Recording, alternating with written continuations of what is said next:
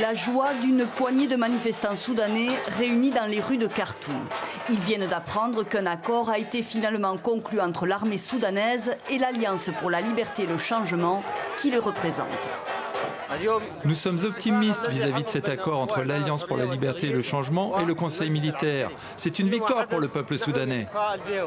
C'est le général Atta, membre du Conseil militaire qui a pris le pouvoir après l'éviction en avril dernier du président El-Béchir, qui prend la parole pour préciser les termes de cet accord.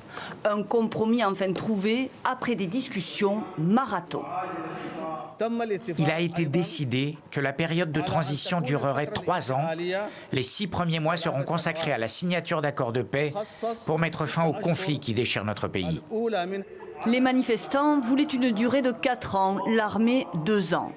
Un compromis trouvé aussi sur la future Assemblée législative. Elle sera composée de 300 membres désignés. 2 tiers des sièges iront aux représentants des manifestants réunis au sein de l'Alliance pour la liberté et le changement. Le reste sera réservé aux autres forces politiques. Quant au Conseil souverain, l'organe majeur de la période de transition, pas de précision pour l'heure sur sa composition, mais le général Atta a promis un accord total dans les prochaines 24 heures. Ces pourparlers ont débuté en début de semaine et ont été marqués lundi soir par des manifestations qui ont dégénéré. 6 personnes, 5 civils et 1 militaire, ont trouvé la mort. Le représentant de l'Alliance pour la liberté et le changement a tenu à préciser aussi cette nuit que les 2 parties se sont entendus pour former une commission d'enquête sur ces violences.